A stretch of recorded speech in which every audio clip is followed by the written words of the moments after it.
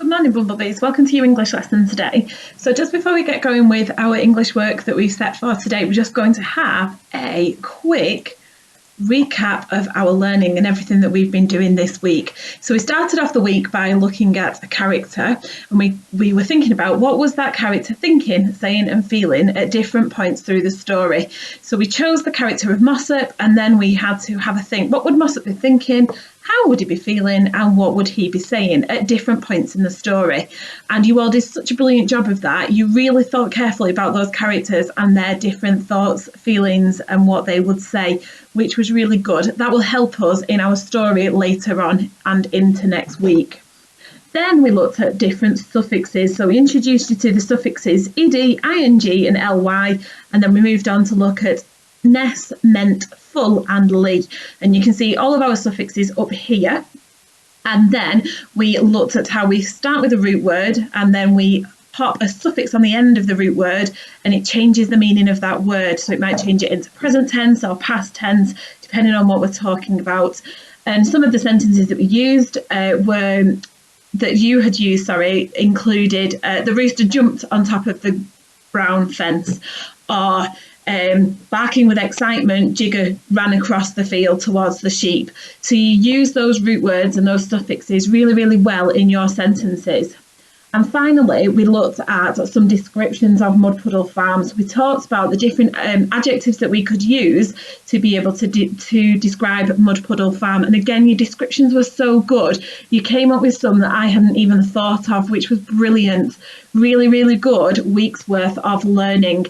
So today we're going to retell the story of Mud Puddle Farm through a text map. Now, we are so good at doing text maps in our class.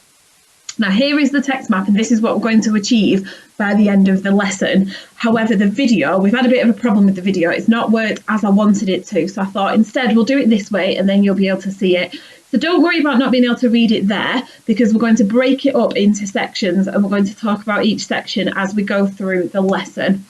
So we're going to start with the bottom of our roadmap here. So if I just flick back, our roadmap starts at the bottom of the page here and goes all the way up to the finish at the top of the page. So it would be a really good idea if you could pause the video now and draw yourself a road that goes the whole length of a page in one of your books, or on a piece of paper. So if you pop that into your books now, and then we will carry on. So I'm just focusing on the very bottom of our road here. So the next thing that I've done is I've numbered my road all the way up. So at the moment, I've got numbers 1, 2, and 3 that just go on the first part of my road. And it starts here with number 1. So lazy farm cat who does not catch the mice. So that's Mossop here, isn't it? And we know he's a lazy farm cat, and we know he does not catch those mice.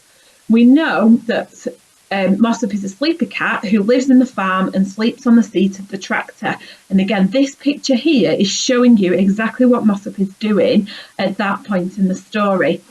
Then Mossop sleeps through the farm wake-up calls. So when Frederick, the flame-feathered cockerel, is doing his morning wake-up calls, Mossop completely ignores him and doesn't wake up at all. He just sleeps through it. So that's the start of our story. That's what happens in the very first part of our story. So on your roadmap, that's what you need to do. You need to think about, what do we know about Mossop, and what do we know about the farm cat who sleeps on the farm? Then as we move up the roadmap, we've now got numbers 3, 4, 5, and just about 6. You can see the picture for 6, but you can't actually see the writing on this slide. So for section 4 here, we've got a picture of Farmer Rafferty, who is holding up one of the pesky mice that he has found in the barn. He is very, very cross when he finds those mice. So here I've just put Farmer Rafferty is very cross when he finds the mice on the farm. Now, I've branched off a little bit in a different colour here to talk about some of the feelings that Farmer Rafferty might have. So right at the beginning of the week, we looked at feelings of characters, and he might be feeling frightened of those mice because he might want Mossop to catch those mice because he's frightened of them. He's very mad at Mossop because Mossop's not caught the mice, and he might be a bit shocked to find that Mossop's actually not doing his job very well. So there's just a couple of feelings. You might think of some even better feelings for the character than I have done there. Then number 5, Farmer Rafferty says he must catch 26 mice or he is gone. Now we know from Friday's lesson that Farmer Rafferty is ready to get rid of Mossop because he's so fed up of him not doing his job properly and not catching those mice. So that's it. He said, right, 26 mice or you're gone, Mossop, I've had enough of you. Whereas Mossop doesn't seem to be really bothered because he's still asleep on this picture here. He's still being a very lazy farm cat. So that takes us through to the middle part of our roadmap here. And let's move on just to look at the top of our roadmap. So we've got here, number 6, we can just see the top of his tail there. Whilst Mossop is sleeping, his friends come up with a plan because all of Mossop's friends on the farm don't want him to have to leave. They want him to stay. So all his friends, so all the other characters that you have been introduced to want him to stay on the farm. So it's really important for them that he does that job and he catches those mice. So all of the other animals are disappointed in Mossop. They're a little bit frustrated and angry with him, and they're a bit cross and upset with him, but they also want him to stay. So they've done everything they can to come up with a plan, which means that Mossop can stay. So that one's number 6. Then number 7 here tells us that the farmer is really pleased with Mossop because he didn't just catch 26 mice, he caught 126 mice. And that's because all of his friends on the farm helped him to collect those mice, and he came up with a little bit of a plan as to how they could catch those mice. And finally, right at the very top of the story, and before all the animals go to bed for the night, Mossop can stay because Farmer Rafferty here is giving him a medal because he is the oldest farm cat that Farmer Rafferty has ever known, and he has caught 126 mice. Farmer Rafferty actually can't believe it. So you could branch off from here as well, just thinking about it now, and you could come up with some different adjectives and some different feelings for how those two characters are feeling at this point in the story.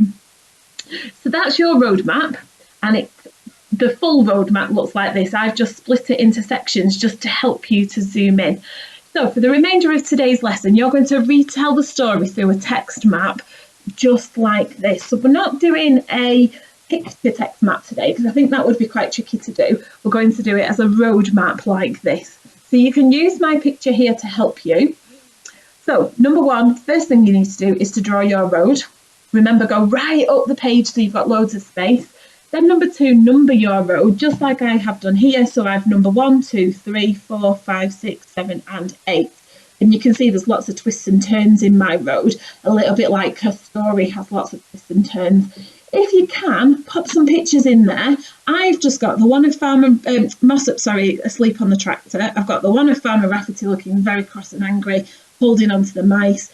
I've got the one of Mossop still asleep, and then I've got the one of Mossop who has managed to do the job, and Farmer Rafferty is giving him a medal. You can add those pictures in, brilliant. If you can't, don't worry, it really doesn't matter. And you're going to map out the key parts of the story just like I have done here. So move up your road, and as you're travelling along your road, see if you can add them on. If you've got a little toy car, maybe you could put your car on the end of the road, and as you keep moving up, your car could drive up the road with you. That would be a really lovely idea. And then finally, read the whole of your map, check that it's all in the right place. If it's a little bit skewy and it's not quite in the right place, just use some arrows to show me where it needs to go. That is absolutely fine. Likewise, if you think, oh, do you know, miss, I could do this on the computer, then that again is absolutely fine. Use the computer to do it. It is not a problem. You wanted to do it in PowerPoint or you wanted to do it in Word, it is fine. Just any way that you want to retell the story, that's your objective. To retell the story, you can tell me in any way. But as with a text map, it's just the key parts of the story. This word here, key parts of the story. It's not the whole story written out. So just focus on those key parts of the story there for the very, very short sentences to explain the story.